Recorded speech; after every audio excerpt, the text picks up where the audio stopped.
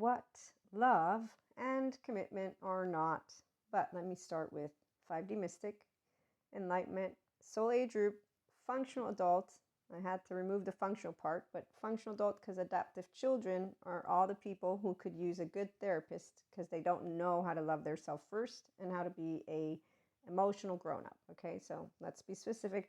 Woo-woo, pseudoscience, because I integrate human, spiritual, and spirituality elements, the pseudoscience bit, plus I'm not a researcher in the research labs. And woo-woo because, some people, they don't understand, experience, or perceive mysticism or believe in it. Like some people don't believe in Reiki. Others are trying to say yoga brings demons out of you and that Reiki is the devil's energy. And those are ancient silverback people, but they still are out there. So let's respect that way. All people will know, hey, here's somebody who, if you're not on board with 5D, which is Christ consciousness, because it's oneness consciousness, and Christ walked with all, loved with all, but really he was emotionally mature. So he had integration of the brain and his restorative embodied self, which is all our mammalian heritage. But when people are not attachment or trauma informed, so the evil, ignorant people, so evil not because of demons though, no demon in the body of people. Neuroscientist Patrick McNamara shares with us how the fear receptor, not the prefrontal cortex, I don't know where the fear receptor is in the brain, but the fear receptor, nightmare after nightmare after nightmare, essentially he helps people who want to understand the religious self and how you are going to be able to reorganize. And then he's not the only one. There's also Daniel Siegel, who talks about integration of the brain, and Bessel van der Kolk, and let's not forget Gabor Mate. He talks about things differently, but the lovingly accepting, the not working for love, and the being able to express all your basic infant emotions, human emotions. Is not just when you're an infant. So any person who doesn't know how to be gooey, ooey, ooey, which is why I'm sharing what love is not. So love is not hard work. Love, in fact, commitment is not hard work. Things you need to, no, not bloody hard work, but that's only if you are a human being with your humanity. So your prefrontal cortex, being able to love independently. I need to express, we all have a 0-1-year-old attached panicky. I can thank my lovely mother for supporting me to express all of my highly sensitive emotions, and to this day, to help me not whine like a 3-year-old. And I still whine with her sometimes, and I get into my 3-year-old with her and my twin, because that's when I was a 3-year-old. So implicit memory or behavior, it's not to be, thank you, Janina Fisher, pathologized. A good therapist will help you understand you have child parts like I do. I'm securely attached, which is why I'm an independent free lover. So I already believe in myself. I don't need a thumbs up. Thanks, Mom. I also got told how it was my life to live again and again and again, like schoolwork, anything, and not to follow the crowd, because, why would you do stupid things when the kids are doing stupid things, which the adults were right. The teenagers don't know what they're doing.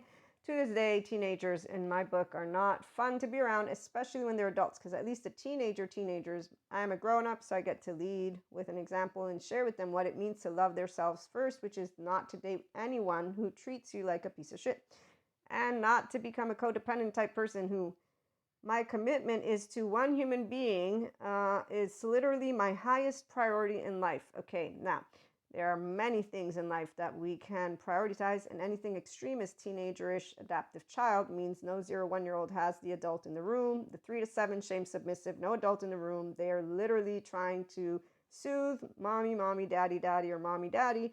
So you got a child who's bringing forth their attachment stuff from home, and they don't understand their behavior or their shame cycle, their pattern, which is the blamer and or the victim, because once the blamer becomes a victim, then they turn into the squirrel from Cusco land. And if it's not that, they're martyrs or superiors, like the 4D, who basically thinks they know everything because they got some clairs going on. So yeah, when you actually make one human being your highest, and you even capitalize this, I know you are a codependent type. Now, luckily, you might have a good partner, so there you go. You're committed to each other to the death of your being, and there is the relationship soul age groups. I should remember to mention I'm in the enlightenment soul age group, but I'm also a solo-polyamory person. That's because I know how to regulate my own nervous system. I'm my own safe haven and secure base. That means I know how to use my 24 hours to go check out whatever I'm interested in intellectually. Emotionally, I don't need to give you my projection. That's the whole point of why my own divine masculine, feminine, divine masculine, my mind, divine feminine. So when I can delight in myself, that's what I'm trying to get to, I'm free to be me, the quirky 3-year-old me, which is exactly why I have no shame. Thanks, Mom. So love and commitment have nothing to do with making another human being, which in fact, as a teenager, I tried telling my teenage friends, why are you being so dramatic? Don't you know there's other fish in the sea? When my teenage boyfriend broke up with me, I knew that I would be processing it, but I not even one month later, I'm like, the adults lied. They said you would never love again. I love equally, like I always have. The polyamory bit, I even got argued with. I'm like, why do I have to love the way you love? I don't understand. I love all people. And I can choose what I want to do because I'm a free spirit. And I don't need to compare myself. This is also why you have compersion when you have actual healthy self-worth, because you're confident. Means here, if you say, I don't like you, I'm not like, I grew out of that. So anybody who's an actual person who has confidence isn't going to look to the past and be like, I'm going to, create all of what we see out there. Where are they? And this is what I wanted. The misanthropy people, they hate and dislike or distrust humankind. Misandry, they hate men. Misogyny, hatred of women, and we have expanded that one to involve sexism as well, but I'm going to just use, we have a bunch of sexists, men, women, theys, all of that. Misogamistic, person who hates, avoids, or opposes marriage, which doesn't happen unless you are a person who, doesn't have love in your heart, which means you were brokenhearted, which means you didn't learn how to get access to your right and left mode and to integrate and to learn how to become a functional adult. So when you use your prefrontal cortex, that's why the emotions that last only 90 seconds, and you put into practice the mindset of being able to be mindful of you and self-aware. So for secure attachment people, this is straightforward, which is why it is not bloody hard work to commit or love. Nobody loses anything. Nobody fixes anyone. Nobody's broken. And in fact, it's not necessarily 50-50 because that's not how it works. If I am a person who consistently is able to be upbeat, doesn't mean you are. Doesn't mean I'm going to be like, oh my gosh, they can't be this way. And let's see, there's no happily ever after. Happiness is okay, the happily ever after, actually, that one I have a whole different idea on because, conscious lovers, when you're passionate, that's because you have your embodied brain all here. So you don't need yoga, FYI, but what you do need, secure attachment, differentiation of the self. Thanks, Mom. I'm a whole 3-year-old heart. And so I want to build a snowman. And I know that I can delight in you and believe in you and tell you how much you're amazing, but you will not believe it unless you feel it here. So if you have shame, defectiveness, I won't be able to let anything joyous happen inside your body, but I will accept, respect, and love you just the way you are. And I will know, thank you, Sadhguru, that love means you do whatever you want and I will still love you.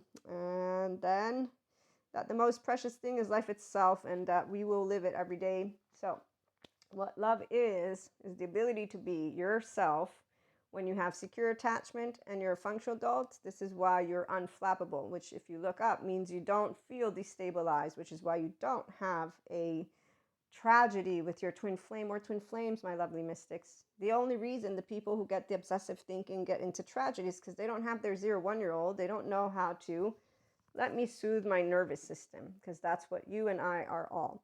So if you have bilateral integration capacity, it means that when you're being upset because you're dealt unknown, unexpected, unwanted by the potential one, because you figure out, you move beyond that whole part of commitment. Because see, commitment needs pacha. Means that you need to love yourself first. If you don't know how to love yourself first, you're just going to be a codependent type human being, whether it's quote unquote positive. Because see, to me, somebody who commits their entire life to one person, as I thought with the teenagers, is that all you're interested in? One human being? Like, don't you feel as a little bit too much? Like, am I going to have to keep reassuring you about how amazing you are?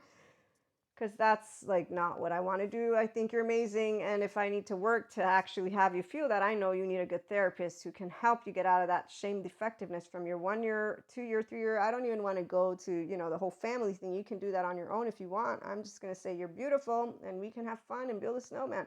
So love and commitment is walking the walk, talking the talk, and basically always open-hearted, by the way. And that requires that you have bilateral integration. If you don't have access to your emotional plane in the I want to talk about everything I feel, well then, you don't know love. In fact, that's why, again, people who don't know love, they end up dating beneath themselves. Thank you, Patrick Tiahan. Childhood trauma survivor, healed and healing. He's a good therapist for anybody who needs to get out of that. And Terry Real as well. So learning to love ourselves first and sharing love unconditionally. Everybody is beautiful.